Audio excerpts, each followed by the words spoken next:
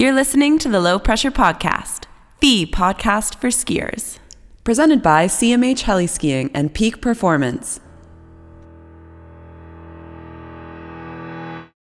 The Low Pressure Podcast is sponsored by CMH Heli Skiing, where you can choose from 11 unique locations and experiences, including 4, 5, 6, and 7-day signature trips, the brand new single-day trips. You can do small groups with just you, 4 friends, and a guide, or the private and exclusive, where you get the whole place just to yourself.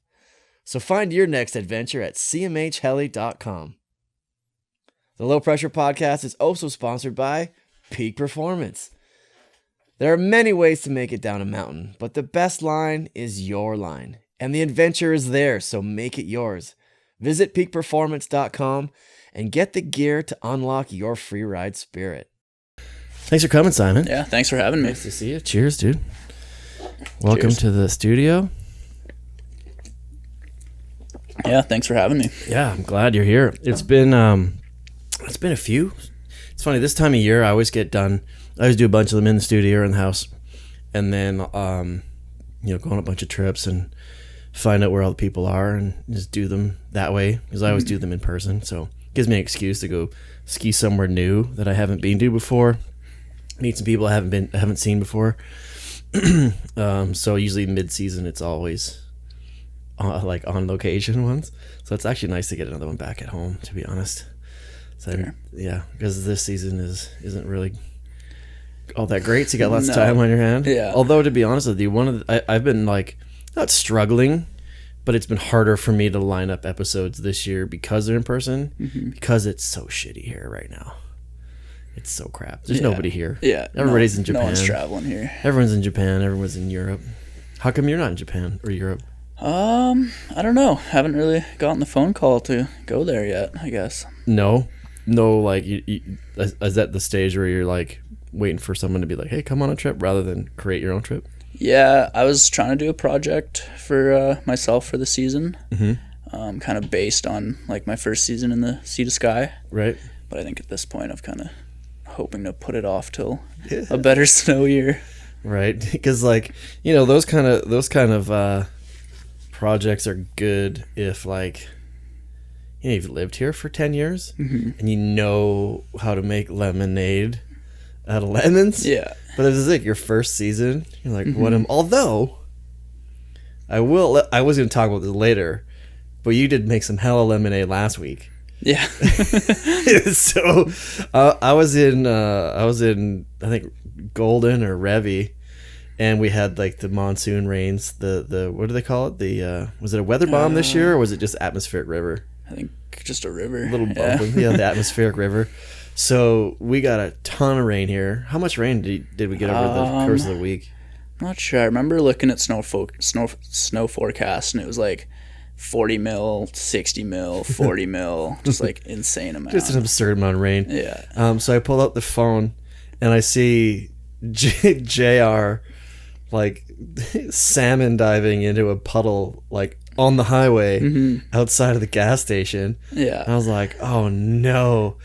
And then I go to show somebody, and then I see you on your motorcycle fucking pulling them down the street, shredding the ditch.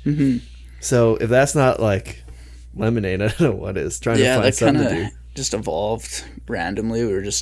I like heard there was a puddle, or I saw it on Instagram or something, and we like went to go. Hey JR, here, this is sweet puddle. Yeah, it was actually funny. I like JR and I live together, so I like went down. And I was like, "Yo, JR, I heard there's a puddle," and he's like, "Sick, let's go drive the truck through it." So we like go drive his truck through it, and spark plugs like go out, and so we had to go back. We like fixed the truck, and we're like, "All right, sick, like we're back in action." And then we started like driving around and just looking at ditches, and we're like, "We should probably go ski in a ditch or something." It was super random, but it turned out. How old are you guys? I'm 21 and JR's 23, I think. Yeah, amazing. I love that. I heard about this sweet puddle. Yeah. Middle of like January, early February. I guess. But so the crazy thing about that, a lot of people that are listening to this have seen it. If not, it's on your Instagram, I'm sure. But you were on like the national news, like CBC. Yeah, it was on national news? CBC. How did that go? Also super random. So day we did that, at night, we heard that like the airport was like shut down in Pemberton. Mm-hmm. So we're like, oh, let's go check it out. Let's just go drive over there and see it. And we like pull off the highway down the road, and there's a van parked there, and we like pull up beside it, and it's CBC. And JR hops out. He's like, you guys want an interview? And they're like, oh yeah, this would be great. Does like a quick interview, and then we like show them the clip, and they're like, oh, this is gonna be the story. So we like sent them the clip, and JR got a few interviews with them, and yeah, that's that. There you go, man, making it happen. Yeah, that's 100% lemonade out of lemons. That's great. Like that's probably giving you like some of the most exposure you'll get all winter. Yeah, definitely the most productive week so far this week, which is kind of ridiculous. But That was wild. How come you weren't in the puddle? All I ever saw was JR like fully clothed, like salmon dropping into the puddle, and then like eating shit in the ditch. I think that's more JR style, I think. But you're more the facilitator. He's more. Exactly. That's hilarious. So, and there was is your motorcycle? Yeah. Have you been biking for a long time? No, I just got a street bike this summer for the first time. I've wanted one for a long time. Yeah, were you always like moto kid or what? No, I like never had a dirt bike growing up or anything. I always wanted to, just wasn't really. Were you allowed to? I mean, no one was against it. It just wasn't in our family, so yeah, fair enough. But because you got a pretty like growing up where you grew up, like the roads there would be rad for a bike. Mm-hmm. Yeah, that's like kind of why I got one for this summer. Mm-hmm. I was planning to be in Rossland for the summer, and I was like, driving the truck daily isn't ideal on gas. So yeah, right. I wanted a bike, and then growing up in Bali and like spending a lot of time there, I was like, bikes are a big thing down there, little mopeds. The mopeds, yeah, right. Well, that's a perfect segue. I want to get to that in a minute, but I want to finish up on this like this puddle jarring. Mm-hmm. The ski, was it like water skiing through the like? Was it just like a couple hours that you guys did this, or like were you like, hey, like, so I know you have like a YouTube show that you did with like Helly Hansen for a couple years, and I was wondering, is this part of it? No, it's just something to do. It was just fun, sucks. yeah. Like one of our other friends, Nevin, lives in Pemberton, and like behind his house was fully flooded. Mm-hmm. So we like went to his house to check it out, and then we were like looking, and there's this like pathway, and both sides of the pathway were full water. So we were like scheming. We were like, wonder if we could like use the dirt bike and like pull down this pathway and jump the pathway water to water. Yeah. And then we like filmed that thing at the gas station. We were just chilling at home.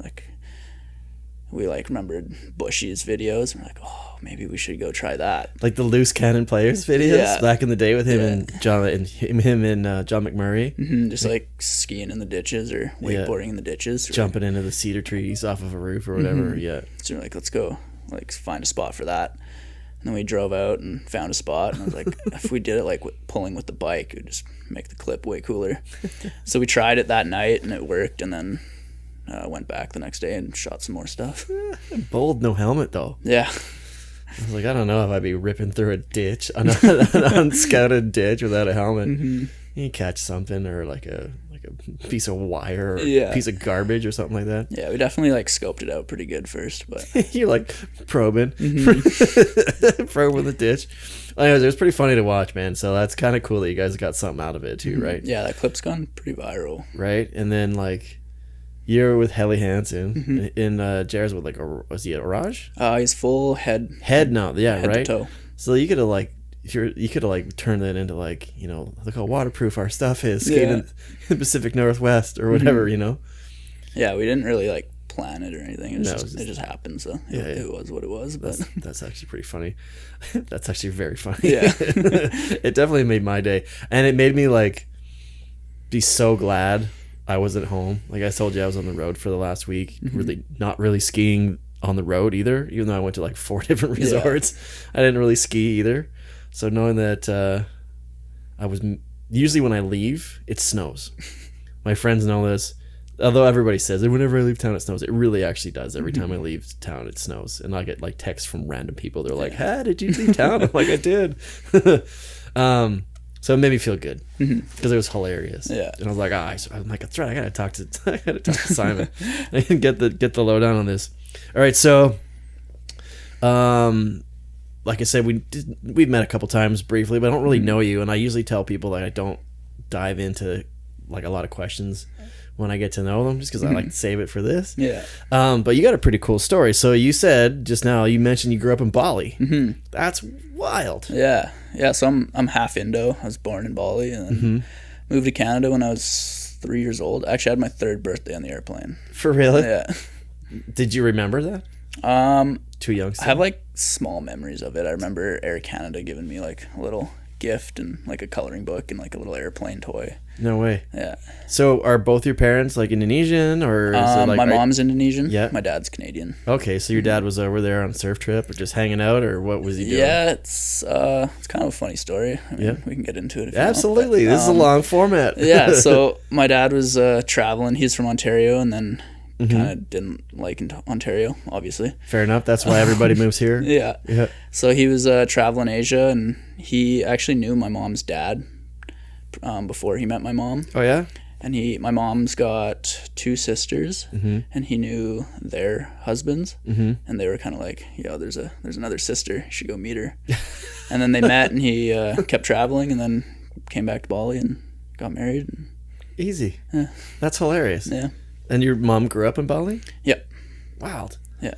And your dad just comes and he's a little white man coming to the... Yeah, and he's exactly. stealing. Yeah. They're probably like, good for you. Yeah. That's really cool, man. So like, have you ever talked to your mom about that? Like, what was it like moving to Canada? Was she super pumped on it, or was she... Yeah, so I've like not really talked about it, but like I know about it. But they brought me to Canada when I was still like a baby. Like I don't remember it at all. And her first time here, she was like super scared because my dad brought her to Vancouver Island. Okay. It's like middle of nowhere, wasn't used to it, just in a van, sleeping in a van, and she like hated it. In the forest. Yeah, because I guess like in Bali, I've been to Bali once and it's busy. Yeah, a lot of people. Busy, right? And she lived in this like little village in the north, and her whole family was there. She knew everybody, and coming to Canada, it's pretty vast, and you'll drive for a long ways without seeing people. So yeah, she was pretty scared at first, but wasn't a big fan. So then they went back for a bit, and then he convinced her to move back to. Yeah, I think the reason they moved back was for schooling, just better schooling here, better opportunities. Not that really panned out. Just ended up being a skier, but hey, you're on the Low Pressure Podcast. Yeah. Look where it brought you, man. Something's working out. Sweet. So do you have any siblings? Yeah, got a younger brother. So he was born in Canada? Yeah. Cool. So do you have like an Indo passport? Yeah. Very cool. I do until it expires, I think. Indo doesn't allow dual citizenship, so. Really? Interesting. When does it expire? It's like a 50 I like year... renewed it right before. Right. I think when I turned 21, once you become an adult, you can't renew it, so to speak. But when you're a kid, yeah. Yeah. Wild. Very 5 or 10 more years I have a passport. I think. Very cool. So then she didn't like living on the island, so you guys moved out to Rossland. Yeah, my dad actually already had a place there. Okay. And then, is that where he's from too? No, he's from Ontario. Yeah. Right. So you moved to Rossland. Okay, let me ask you this. So I was in Rossland a couple days ago. I've been to Rossland a couple times. I've never skied it. I was there the other day, and it wasn't quite worth me sticking around to ski. Whenever I hear of Rossland, I never hear of anybody talk about trail. Whenever I hear of trail, I never hear anybody talk about Rossland. Yeah. Because essentially Rossland is kind of like a suburb of trail. Really. It's like right next to each other, but they're totally different places, it seems. Why is that? I'm not too sure. I think just like the people are quite different between the two towns. And it's like there's the train tracks, one side of the tracks, yeah, the other exactly. side of the tracks. Like I know, like going through school, there wasn't really like school rivalries, but it was definitely like trail, Rossland. Really? Pretty separate. And until they closed the high school down, then it all became one high school. Oh, everybody has to go to one place. Yeah. Because like Rossland is well, I'll say trail first. Trail is basically is it a forestry town, or is it like a blue collar? It's blue collar smelter town. Yeah, smelter town. Yeah. Like like there's industry, right? It's industry in the Kootenays. Yeah. And then you drive up the hill, and then there's Rossland, which is basically a ski town. Yeah. Not a huge tourist town, but like that's where the hippies and the It's basically hippie dirtbag skiers on one side, and then you got your redneck, blue collar workers on the other side, right? Yeah. And there's not really not a lot of crossover. No. And I didn't realize how close they were because I watched a lot of hockey growing up, and a bunch of hockey players come out of trail. Not a lot of hockey players come out of Rossland. No. Ton of skiers come out of Rossland. Not a lot of skiers come out of trail. Yeah. So I was wondering about that, but I'm sure there's a crossover, right? A little bit, but I'd definitely say like the hockey and trail is huge, and then the skiing in Rossland is huge, and they don't really mesh. Yeah, because you got like Trevor Linden comes out of trail, I believe. And the Ray Ferraro and his family come out of there too. Yeah, I know nothing. You don't know hockey because this Ferraro's. It's the grocery store in town. I think Schmuck was telling me it's from like Ray Ferrari's like I don't know if he's Hall of Fame yet, but anyways, he's a hockey player that's big into hockey for the last bunch of years. NHL. Anyways, so you know nothing. No, I know nothing. Well, okay, there you go. Maybe there is that like hard line, right? One or the other. Yeah. It's funny that there isn't very little crossover. Interesting. So what was it like growing up in Rossland? It was pretty sick. It's like hard to beat growing up in Rossland. It's like super small town. You kind of know everybody. Super safe. You just like go do your thing. You don't have to have your parents with you all the time. You just go bike, go play at the parks. Just like leave in the morning, come back for dinner, and parents don't know where you are all day. It's, Ski Hill's 5 minutes away, so that helps. And it's good community. That's pretty cool. And like I was saying a lot of good skiers have come out of Rossland. Like we had Dane Tudor on the show last week. James Heim. You got guys like Jeff Schmuck, who is like a legend in the ski world, like ski media world. He's put a lot of people on his back. He's done a lot of things for a lot of people in this industry. Who else is from Rossland? Who else have you looked up to, kind of like your heroes? Like Mike Hopkins. Yeah. You mentioned James. Yeah. Heimer. Yeah. Yeah. JR. Yeah, JR. Is that how JR got connected up with Head?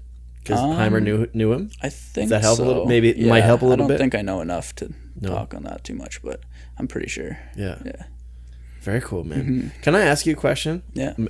About, obviously, you're half Balinese or half Indonesian. You're living in a mountain town. And you look a little different. Did you ever encounter any like issues with that ever? No, not at all. I don't think so. Not that I noticed. No. He was just another kid. I don't know. That's really refreshing. Yeah. Doesn't really give me a lot to talk about, but actually it makes me happy though. Yeah, I mean like you didn't have to deal with any of that shit. People have like asked me if I want to like use my I don't know, I don't really want to say color because I don't know, I don't see myself any different. So like it's hard for me to like kind of talk about it, I guess. Yeah, you're like, it's not really my identity. It's who I am, like, but I don't identify that way. Yeah, exactly. But people have asked me if I want to like use that to like kind of progress in the industry, and I'm like, honestly, like I don't feel any difference. Like who? Like sponsors? Just like random people and people. Just be random people. Right. Just, like, do you want to use that? To, like, yeah, just be like, hey, are you going to utilize that? Because interesting. And what you didn't. You're like, no, that's not who I am, or well, I'm like, yeah, it's just like I don't feel any different, so I'm like, don't really need to. So you don't need to like capitalize, or think that, because like now in the last 5 or 6 years or so, there is that movement. I had Brooklyn Bell on the show a couple weeks ago, and we really kind of dove into that, and where I was like, she's really working hard at the forefront of like bringing BIPOC people and making ski culture more accessible to them, like doing it and showing them, hey, we can do it. And she's kind of on the leading edge of that sort of thing. And I told her, I'm like, 5 years ago, like she was getting like, I asked her like, are you getting frustrated that it's not going faster? And I was like, well, think about it this way. 5 years ago, I wouldn't have been having that conversation with her because it wasn't kind of part of the scope of what was happening at that point. So a lot has happened, right? So in the last like 5 years, there's been a lot of opportunity, but then a lot of like, say, media companies or sponsors or et cetera, are looking for people that look a little different or can fill that market or that demographic that they can show, hey, look, we've got this person, we're part of it. And I don't mean to say like they're doing it. I'm not trying to put words in anybody's mouth or say, hey, we're white, we're making sure that we have a black guy and an Asian person and a white woman and you know, all the different demographics in, like, say, an image or whatever, right? Obviously, that's happening. Yeah. Good. It deserves it, right? But there's a difference between forcing it or making it happen to look like we're doing it rather than just letting it happen organically, which I believe we're getting to. So I guess my really long-winded kind of point is, you know, you could have had the opportunity to maybe say, hey, look, you know, you could have used it. You could have, like, you know, used it to your advantage, but you didn't want to do that. Yeah, I'm not opposed to it. Like, if someone came to me and was like, we'd like to use you for this because you're Asian, I'd be like, sick, yeah, for sure. Hell but, like, yeah. I'm not really going Right. out there and being like, look, I'm Asian, you should sign me. Right. But I've had, like, at premieres, I've had people come up to me like, sick to see, like, someone of color or an Asian in this movie, and I'm like, it feels good. I'm like, sick, cool. Yeah. And, like, DMs and stuff, I get DMs about being Asian. I'm like, cool, but Right, but you don't. not really. You're not really one to, like, you know, start making a movement. No. Or using yourself to, like, you know, you're just, this is who I am. I'm going to keep doing what it is, what I do. If I inspire you, awesome. Yeah. That's great. That makes me feel good. Yeah, exactly. Right. And if someone's like, hey, we want you to do on this, and say they're like, hey, we think you're a good skier, but we also like the fact that you're an Asian. Do you want to, we want to give you this contract, or we want to offer you this. You're not going to be, like, offended, or you don't give a shit. You're like, hell yeah, I'm taking advantage of this. This is who I am, and I'm going to make it work for me. Yeah, exactly. Nice. Well, that's respectable, I guess. It hasn't happened just yet? No. All right, anybody that's listening and you need a little more diversity on your team, this is my man right here. Simon, sign it up. I wonder. Because there is that opportunity there, right? Like, some people take advantage of it because they can, and good for them. But I guess some people don't as well. They don't really give a shit. Interesting. Yeah, I don't know. I just, like, I only grew up in Bali till I was 3 years old. Yeah. And then I'd spend, like, every other summer there. But I grew up in Canada, didn't really feel an effect of being Asian, so I'm like... Yeah. You're a Canadian kid. Yeah. Doesn't, like, I don't know. Did you surf a bunch in Bali?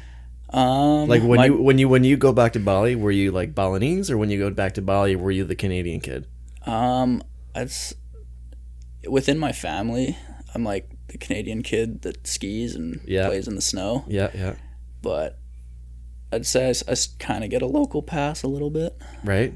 But yeah, when I go back, like, the language comes back pretty quickly. So then that helps a lot. Do you not speak with your mom? My mom speaks to me in Indo a lot, and I just respond in English, but I understand her. Because she gets it too. Yeah. Like, when you talk on the phone, she speaks in Indonesian and you speak in English? Yeah. Why don't you speak Indonesian? I don't know. It might have just been, like, out of spite at first, but... Really? Because you're like, I'm Canadian, I don't want to do that? No, just, like... I don't know. I honestly have no idea. Don't really, like, Mom, you can speak this too. Just, yeah. I'll say, like, certain words in Indo sometimes, or, like... Yeah. That's cool, man. So, like, but seriously, when you go over, were you, like, are you a big surfer? Because you said you were in just Tofino this last weekend. One of those, you decided to go ditch skiing with JR, and the snow's still kind of crappy. So, like, oh, let's go surfing on the island. So, did you do a lot of surfing in Bali? I'd say when I was, like, living there until I was 3, my dad, like, took me out surfing all the time. Just, like, would push me on the surfboard. Oh, yeah? And then once I started going back, I didn't surf a ton, but I got really into scuba diving. So I got, like, a bunch of certificates for that. Really? Which is cool. What kind of, so I've never been. You should. It kind of scares the crap out of me. It terrifies me a little bit. Dude, I was scared of the ocean before I started scuba diving, and now I'm, like, not scared of the ocean. I'm not scared of the ocean. I'm scared of the breathing apparatus thing of, like, I think a little bit of claustrophobia, I think, is kind of what makes me not want to do it. But then I'll, like, every time I watch a scuba diving thing, I'm like, oh, that's so cool. It's so sick. It's like, I don't know, for me, it's like, I don't get any claustrophobia doing it. It's just, like, super freeing. Really? It's just quiet, like, no one's talking to you. You can't talk, and you're just there, like, floating. And it's some beautiful scuba diving over there. Like, although I remember seeing a video, I was there in 2018? 2018. And I remember seeing this video at, like, Nusa Penida or something. It was just garbage floating in the water. Yeah. It looked like a jellyfish, like, swarm, but it was just plastic bags.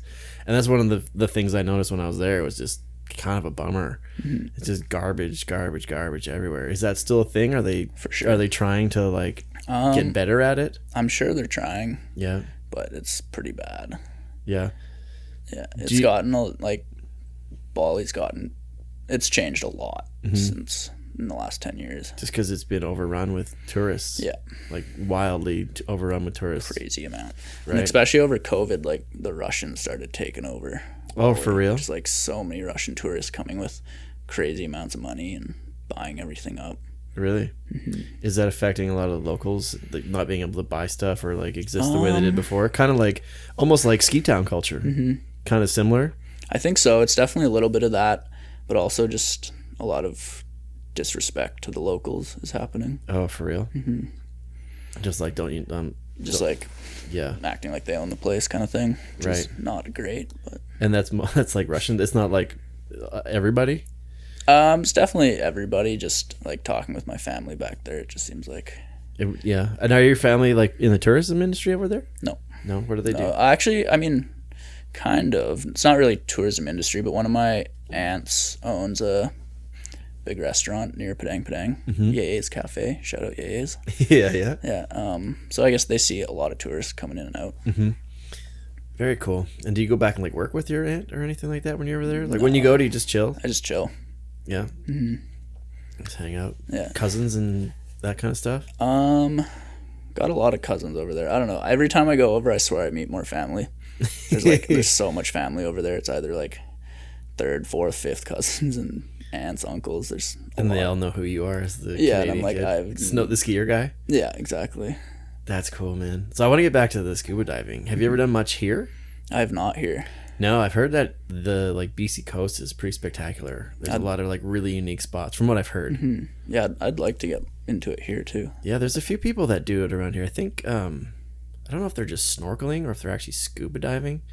I know Alex Armstrong does some. Do you know Alex? Yeah.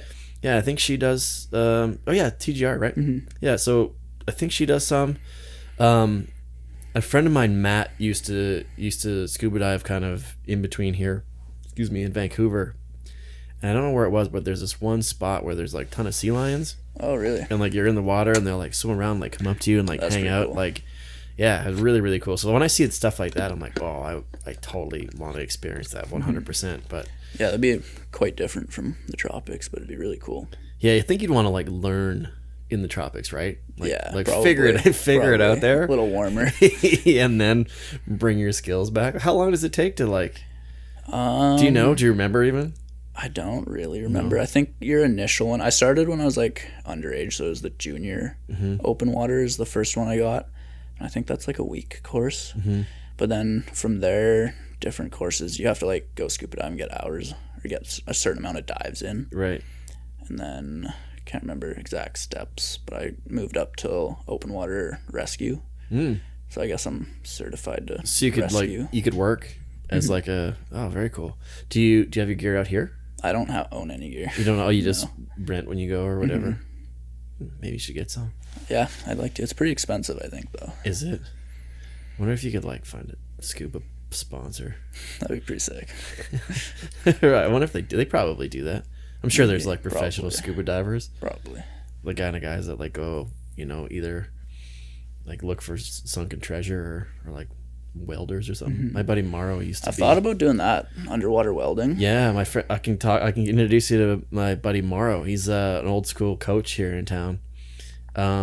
He was an underwater welder. He'd go work, I think, on oil rigs in like Louisiana and shit, like in the Gulf.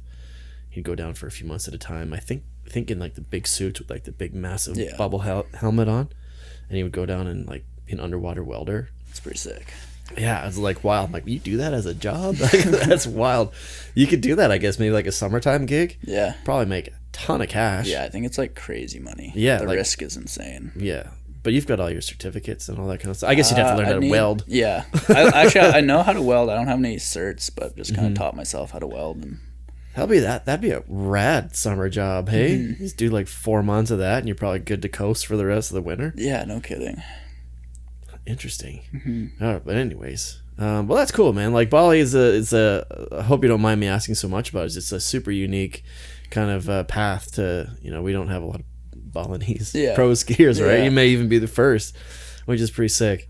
So yeah, I wonder if you could do like a ski edit or something, but in Balinese, or like maybe do like a. There's probably not a huge market for it over there, but like like a TGR athlete segment or something where you do like a voiceover, like a talking head interview. I wonder if you could like dub it into Indo, and then just try and promote it to like Indo channels. Be like, hey, this guy's from Indo, but he's a pro skier. Make that kind of a thing. True.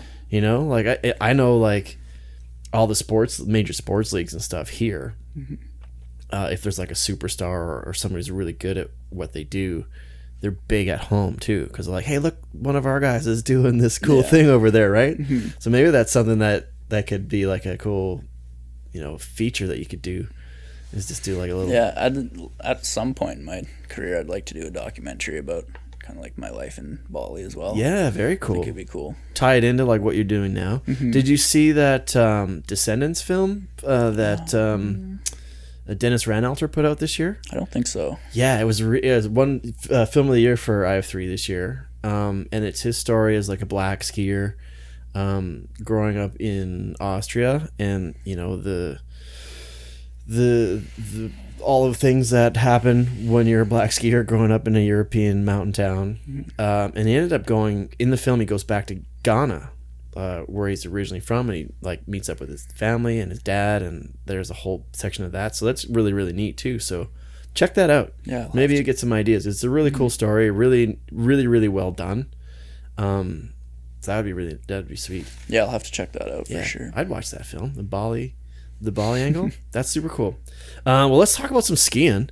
I like getting to know people on the show. That's really fascinating to me.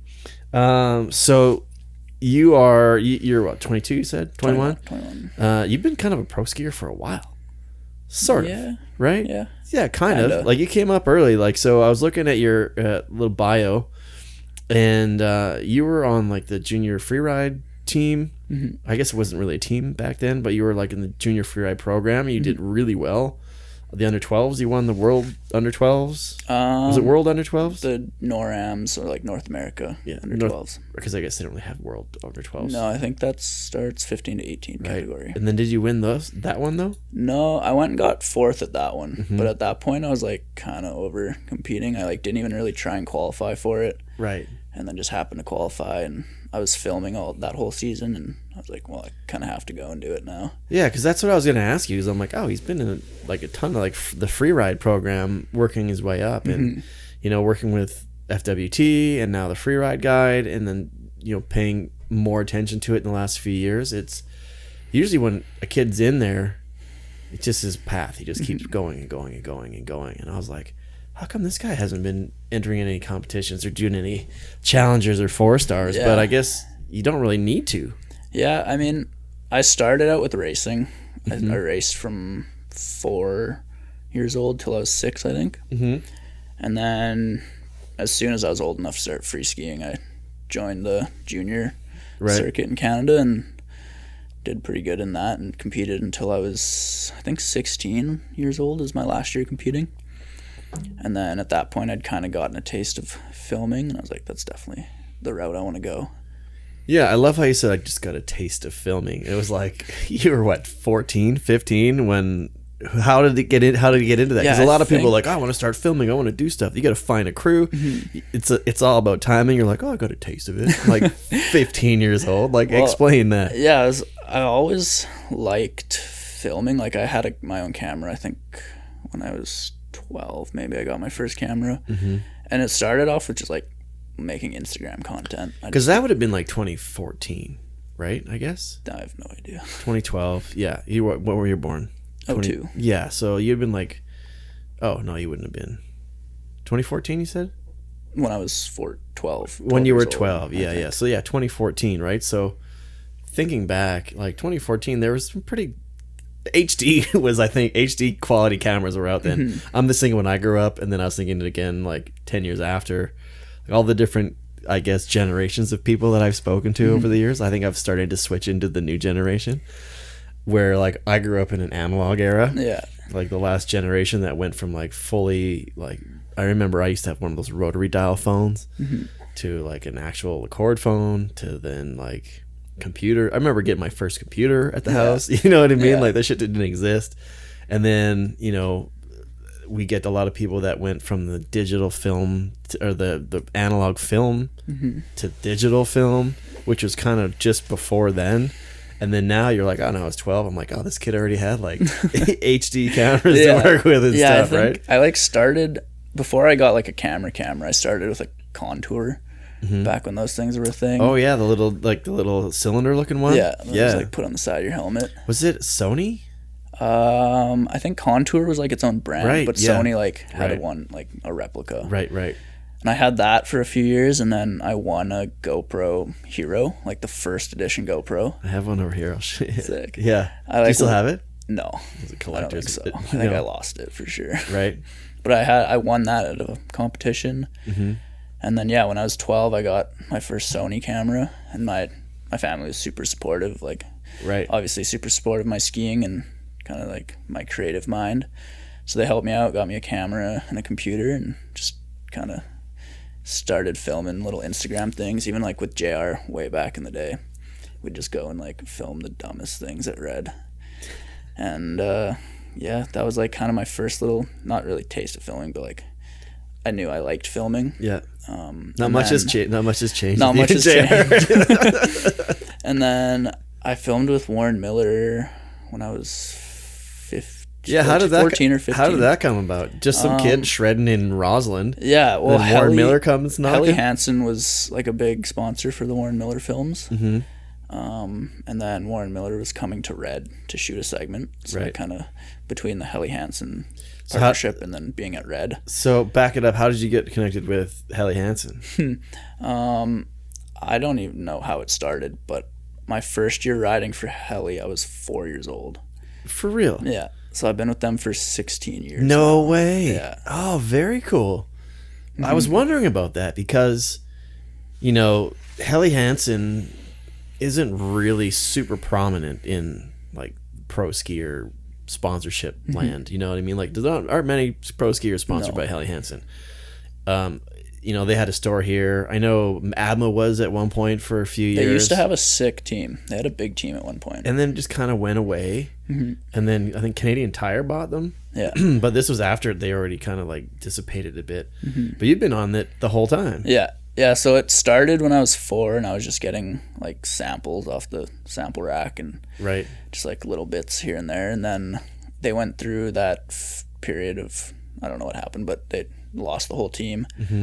And I somehow stuck through that, I guess. I mean, I wasn't costing them any money when I was 7 years old. Yeah, right. Or whatever it was. So Were you stuck that through good of a skier at 4 to 7 that, or did your dad just wheel and deal and make? He was like, hey, hook my kid up with some stuff. We'll take some pictures for you.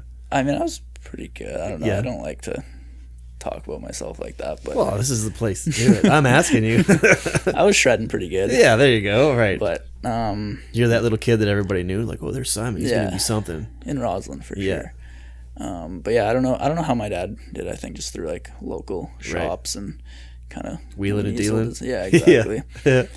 Got that deal going, and then I survived their team drop kind of, and then just grown from there.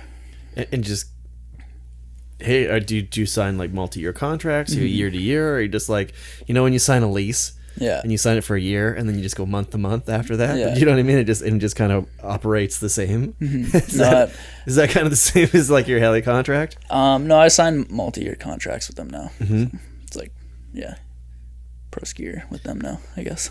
Pro skier with heli hands. Sorry.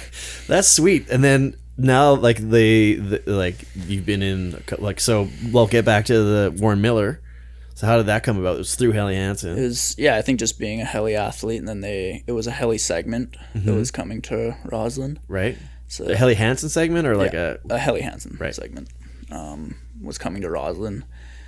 So then I just got put on that segment and got to show them around Rossland. How old were you then? Like I think 14, I was 15? 14 or 15. Right. So that was like super cool, and then got to go to some premieres. And You're like, hey guys, follow me. Watch this. And then you launch something huge. They're like, holy crap. Yeah. Who came on that trip? Do you remember? It was Kaylin Richardson. And I haven't heard in a while. Yeah, and Dennis Rizaval. I can't remember his last name. Right. Yeah, I think Dennis is from Europe somewhere. They were super sick. Yeah. And then that was like my first experience with like big production like that, and I was like, this is sick. This is way better than competing. Yeah, absolutely. Hey, yeah. Well, that makes sense. And then, have you been on Warren Miller every year? I know you were in the last couple. So I did that one, and then I was still competing at that point, and then I did a few more years of competing, and then when I was 15 or 16, I think I was 16, Dane Tudor invited me on a project. Mountains Are Calling, and we spent like the whole winter together filming that project. I did a bit of, actually that was the year I went to junior world championship, right? And that was the last year of competing I did. And you're just like, I'm over this. Yeah, it was fun, but I was putting a lot of pressure on myself at that point in competing. I think at that point I was like 8 years in a row winning the red event. Right. There's like a lot of self pressure to continue to win it. Right. So I was kind of over just that. Leave on top. Yeah, I was like 8 years in a row. Yeah, I was getting a lot of pressure on myself. I think there wasn't any pressure from anyone else. It was just my own pressures. Is that why you think that you don't like competing anymore? It's just too much so. on. You just put it too much on yourself. That and just like being forced to ski in bad conditions. I think I don't know. I saw like I've always had a really creative mind, and like filming is kind of like my outlet for that. Right. And then I just saw like more longevity in filming. Right. So that was kind of another reason to go that route. Not forced to ski shitty snow. Yeah, exactly. Would you go down the route, like maybe down the road? Would you ever consider like doing like a wild card for? Yeah, I think if I got a wild card, I'd do it for an event or for the season or something like that. Just be like, see what happens. Get a couple of years of more filming under your belt. Maybe it's time for something new. Yeah. Maybe revisit. Am I still good enough to do what I used to do? Yeah, I think I definitely do a wild card. I don't know if I want to. I don't think I could commit to like qualifying a whole season and then doing a whole season. It's a lot. It is a lot. It's a lot of travel. It's a lot of money. But yeah, wild card would be sick. Yeah, you heard it here. Yeah. So you're Warren Miller off and on for a few years, sort of thing. No, I did that 1 year, and then a few years went by. I filmed with Dane, and then the year after that, I think I did JR and I did a project. Nearly Nowhere. Yeah, the YouTube channel. I was looking at a few of those through Helly Hansen, right? Yeah. Through the Helly Hansen. Helly Hansen was. What was that all about? And that's what I was wondering, if you were doing like a part, like when I saw you guys ski in the ditch. Yeah. I thought that may have been like a part of that web series. I don't know if you're still doing it or not. No, so we did that for 2 years. The first year was right when like COVID was in full swing. We were like, well, like let's make something happen. Like we got to do something. Right. So we kind of pitched it as like exploring our backyard during COVID, like not traveling too far, but kind of finally exploring our backyard. And that was like the first year I had my own car or my own truck. Right. Like just got my driver's license. And I was like, JR just got a sled. And right. We were pretty new that season. It was good though. It was a lot of work, but it panned out. Because you did 2 seasons of it, didn't you? Yeah, we did 2 seasons. The second season, JR did an episode, and then he started filming with Blank. And then I also, that year was hectic. I filmed 3 episodes for that series. And then, because I had no other plans for that season, I was like, all right, we got 3 episodes to film. And then I got a call from Warren Miller. So I did a Warren Miller segment that year. Because they were working with Helly again still? Yeah, or Helly was working with them and like, hey, we know this kid. Yeah. Yeah. So I did a segment with them, and then out of nowhere got a call from TGR and did a segment with them as well. Was that through Helly as well? No, so that segment was just like super lucky. I think they had Dane lined up to film that, and then Dane went to go shoot with Blank. Okay. So then they were looking for an athlete, and it was in the Kootenays, so they were like, oh, Simon's there. Right. And it was like super last minute, and the whole segment I think was sponsored by Kingfisher. It was like a heli skiing trip. Yeah. Sponsored by Kingfisher. So they were like, we don't necessarily need an athlete that has a ton of money. So Right. it just worked out Right. really well. Very cool. Were you nervous? Because you've done Warren Miller stuff, but like TGR is kind of, it's funny. I always used to say that like Warren Miller, people who don't ski know who Warren Miller is, and he's huge, massive. Yeah, like huge. I remember going to Warren Miller films at the Queen Elizabeth Theater in Vancouver and being like, wow, this is awesome. Okay, sit down. Theater sit. Sit down. There you go. All right. See, Cedars, we paused for a second. Cedar just joined you. Yeah, so like Warren Miller, you know, it's like the non-skiers movie for skiing, watching skiing, right? Like I grew up, everybody went to Warren Miller films. It was massive. Where it's not as big in ski towns, I don't think. That's just my experience. Whereas TGR, MSP, like those were the films, right? Yeah. Being at the premieres, you definitely see a very different crowd at the two different premieres. Yeah, because you get core skiers there for the ski porn, and then the Warren Miller. It's just like the average person that likes to ski. That's like, cool, let's go to a ski movie, right? Yeah, They're not exactly. quite as the froth level is lower. Yeah, it's more the weekend warrior crowd for sure. Yeah, for sure. So were you a little bit more nervous when like you got tagged for like the TGR film, or is it all kind of the one and the same? A little bit, but it's kind of all the same. It's just skiing. At the end of the day, just skiing. It's too easy. Well, you had like you said, a couple big years. So you did Warren Miller and TGR like both of the last 2 years, didn't you? Last year I just did TGR. Right. And then Warren Miller and TGR the year before? Yeah. And then the year before it was Warren Miller? Year before was Nearly Nowhere. And then the year before that was Mountains Are Calling, I believe. Very cool. So what do you got on tap for this year? I'll be shooting with TGR again. And then, I was trying to do a local project, but I don't know if might push it till next year with the bad conditions. Right. Just because, like, do you have funding for it, or you're just hoping to do something because you I just want to make something that I'm really proud of. Right. I don't know if this is the year for it, Fair. to be honest. Yeah. Fair enough. Hey, March could turn on, man. Sometimes it does, although who knows? It's hot. It's been hot this year. Yeah.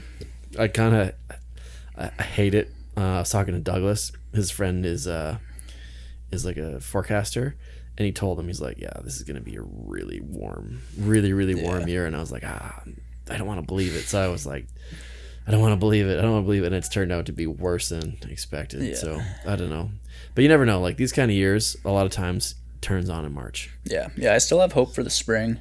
I think for this project, I just really wanted like a big pillow segment as well as a alpine segment, and I don't think the low elevation pillows are gonna turn on this year. No, if they're probably washed away by now. Yeah. So you've said it a few times, like, you know, you like to be quite creative, and we were talking about, you know, our editing programs that we use and stuff like that. So are you like big into like the back end of that sort of thing? So like when you're skiing, are you like talking to the filmers and being like, hey, this is a cool angle, or maybe we should do this, or are you skiing with that angle, like with the filmer's eye in mind, kind of thing? I'd say I definitely think about where the cameras are quite a bit, and put input in if I feel, or I just like to communicate with the filmers for sure. Right. But then, like in the summers, I'd work as a filmer behind the cameras. So. For what? Mostly mountain bike. Oh yeah. Stuff. Yeah. Very cool. Would you like, obviously skiing is better than like the filming part. Yeah. But would you ever do like a double duty on like a project? Or do you want to do you think you'd want to switch? Definitely not now. Like it's too early in my ski career to switch for sure. But, Right. Maybe one day. Yeah. But the whole Nearly Nowhere project, I was kind of like lead on the not film. So for that project, we had one of my buddies, Sean O'Keefe. Shout out Sean. He wanted to learn how to film. So I was like, if you come film this project for us, I'll like teach you all winter how to film. Right. So we had a homie that hadn't filmed before, just bought a camera, out filming that project, and I was kind of teaching him how to film. And I bet you learned a ton too, right? Like you learned so much by teaching others, right? Yeah, I learned a lot during the season with Dane as well. Right. Filming that project, I had my camera out on that project as well. Right. Was that you brought that up a few times? Is that kind of like a instrumental kind of project for you? Just like, yeah, like using having him as a ski mentor and yeah. So I learned a lot from Dane that year. That was kind of like my first year sledding in the backcountry. Kind of my first year like really in the backcountry. He's a good sledder. He's a really good He sledder. told me on the show, he goes, I'm a good sledder. Yeah, he's a really good sledder, and I definitely got tossed into it real quick with him. Right. 'Cause he's a beast though too. He's like strong as shit. Yeah. Like he's built like a brick shit house. Yeah.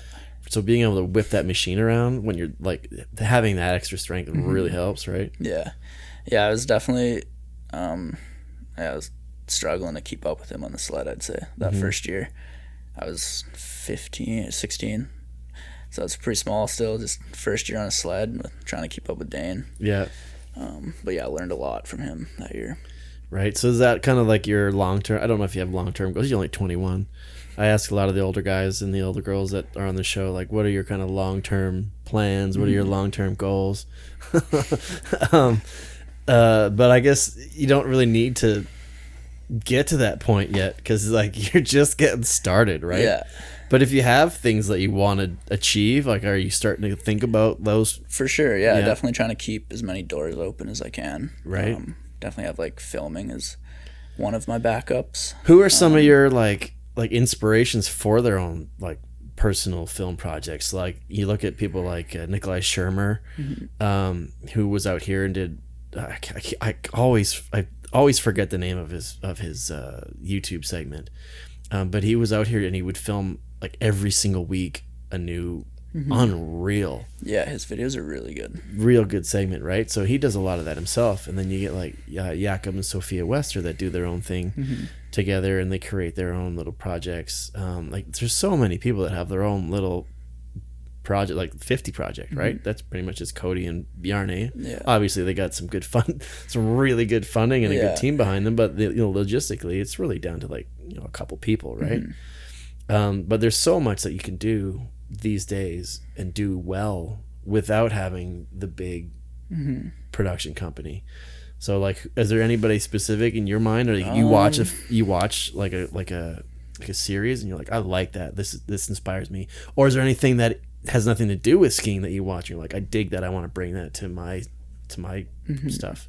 I definitely say like look up to Sammy, just like how he can film a project every year and like, it's the best thing you've ever seen. Yeah, every exactly year. Like I love filming with the big companies and definitely want to keep that going as long as I can, but I'd also like to be able to put out my own, because his is like an independent project of that quality, right? It's that pedigree. Yeah, it's the same as all. It's like you put out a TGR, you put out an MSP, you put out a blank, you put out a it's going to be right up there as some of the best thing you're going to see. It's not just like a a YouTube series or something like that has that slightly lower quality. It's polished, and that's definitely my goal. Like working behind the cameras, I definitely like that polished aesthetic. You like projects. You like clean and like very cinematic, and I like the raw as well. But did you see Joey Craft's Water the Plants like that? He's come so far. Because he was at the puddle with you. Yeah, he filmed that clip. That's right, he was at the puddle. But yeah, like Joey, watching him come up the last couple of years, like he filmed a little commercial for me, just did some stuff here. He did a little bit of work for me for the podcast as well. But then watching his film this year blew my hair back, knocked my socks off. But he has kind of a different kind of angle on it. You know what I mean? Not quite as polished or as I guess professional is the wrong word, but it's not to like the consistent standard of what you'd get. Like it's a little more raw, I think. Yeah, that's a way better word than it's not something. It is raw, but it's so good. And I think that like raw aesthetic is almost harder to pull off in a way. Right, I agree, because it's like back in the day there were raw films because you were just figuring it out. But if you can make it look raw while actually being really, really tight, harder to do. Yeah. So is that you're not? That's not quite your personal aesthetic. No, not quite. I definitely like the very cinematic, polished look. Yeah. Yeah. It's like the Travis Rice Red Bull 3 helicopters flying at the same like time. The CK9 look is. The CK9 is because they're just up the road from you. What's Nelson, like an hour and a half from Rossland? Yeah, I think so. It's like have you met those guys? Briefly. Yeah, Definitely. You should head up there in the summertime. So I know JY has done some work with them, obviously with the Blondes film. I think they've got like another forest fire thing coming up.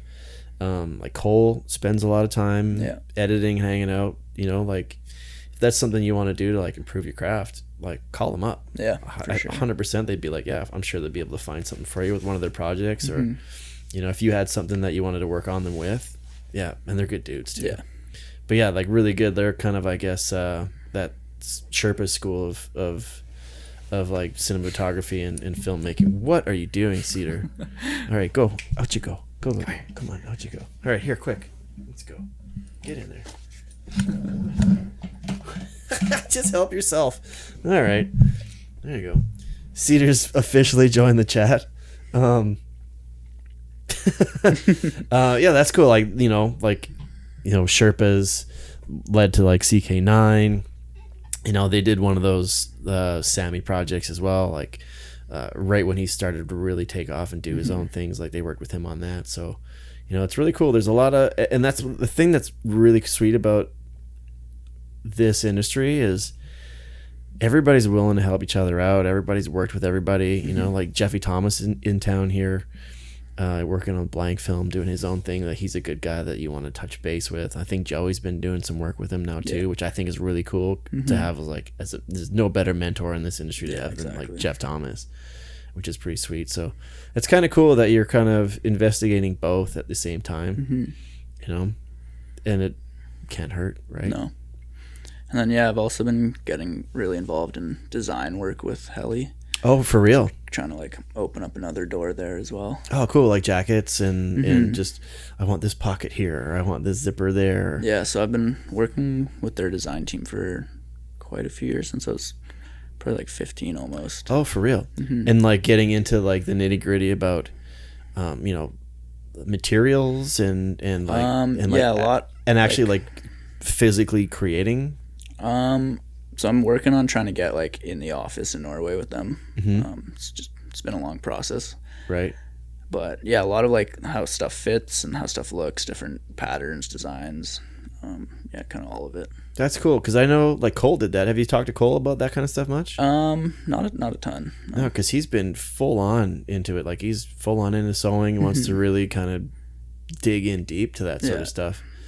And I think it's wise too, because like Arc'teryx, for instance, was always known as like the nerdy Skimo stuff, right? It was super waterproof, but it was always skinny and it fit kind of weird, and it looked. You wore that in the backcountry or on the mountain, you're like, oh, there's a backcountry Skimo nerd, Arc'teryx stuff.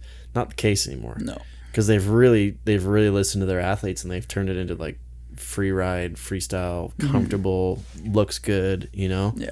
I think that's kind of a wise idea, to tap into young people like yourself who know kind of what's, I guess, for the lack of a better term, know what's cool these days. Yeah. You kids, what's going on with the kids these days? Tap into the kids. So that's a cool idea too. I think I like that. Yeah. I've been pushing hard with that with Heli. Just planting the seed. Just like, planting hey, the seed. can we? It's been a long process. I mean, it's a big brand. There's a lot of heads to go through, a lot of corporate. Right. And like I said, you were quite young, still are. So they may have been like, well, we're not gonna. This kid's 19 years old. Like, what's he gonna tell us? You know what I mean? Yeah. But you've been in the industry for a good half a decade already now, skiing with the biggest companies in skiing, both filming for and skiing on. So you probably have a lot of good feedback that they'd be wise to tap into. Yeah, I think Heli's come a long way from since I started working with them. Were you on them when Abma was on them? Yeah. Do you remember Abma's pro model jacket with the little tractors and the martinis on them? I don't. You don't remember though? Yeah. I was probably so young. It was such a goofy jacket. It was cool, but it was weird. Yeah. Like little tiny tractors and like martinis, and also really? I gotta ask him about that. I forgot about it. Anyways. So so you don't really know what's on the deck for the rest of this winter? I know I'll be filming with TGR. But you don't have a specific place, or don't exactly know where. There's been a lot of talk of Alaska. Ooh, have you skied in Alaska yet? Yeah, last spring was my first time. Oh, for the TGR film? No, for just a shoot for Points North Heli. Oh, really? They just needed like some marketing, and Was it like a mellow trip? Wasn't like a let's find the it was big just for gnarly face? photos. Oh, really? Which was kind of nice for the first trip to Alaska, like a little less pressure. Snow wasn't great though. No. So we got on some pretty cool stuff, but it was like good enough for photos, but it wouldn't have been good enough for film lines. Right. And now you know what it is, and now you can maybe do a big film trip up there. Yeah. Do you know if they're planning on doing like those? Remember they did those like camps? What do they call them? Yeah. Matt, what are they called? I don't remember what they called them, but they had the TGR fantasy camp. Fantasy camp. It was That's fantasy camp or whatever. I wonder if they're gonna bring that back. I'm not sure. I don't think we're doing a trip, but I know like Mac is going up there as well, so they might be doing something like that. Yeah, I'm sure. Something or other. Right on, man. Well, it's cool getting to know you. Yeah. Now I can actually start asking more questions and talk, because I told you I don't have to save it anymore, because now I know. Where can people find you and on all the socials and all that kind of stuff? Just my name, Simon Hillis. 2 L's? 2 L's. HILLIS? Yes. Simon Hillis. YouTube, Facebook, Instagram, TikTok. Yeah, because you've got. Are you linked to your? What was it? Nowhere. Sorry. Nearly Nowhere. Nearly. I keep wanting to say North of Nowhere. Nearly Nowhere. Is it on there or is it? The first season is on my YouTube. Yeah. And so right now, while you're not doing much, or you're just like, will we see you guys in the puddle on your YouTube channel? I have not put it on my YouTube channel though. You probably should. I probably should. It's only like a 15-second clip, but throw it up as a short, man. Yeah. I'll get you to send it to me, and then we'll plug it in, or maybe we'll insert it over, like you insert you talking about it over top of it. Sounds good. Sweet, man. Well, let's keep our fingers crossed that winter gets a little better. Yeah, no kidding. And if it doesn't get better here, well, I'm gonna keep my fingers crossed that someone calls you up and says, "Hey, we're going somewhere cool," and you can go do that. Yeah. Right on, Fingers man. crossed. Thanks Sweet. for coming, dude. Thanks for having Appreciate me. you. Go follow him, and we'll talk to you soon. You've been listening to the Low Pressure Podcast, the podcast for skiers. This has been a Redmark Media production.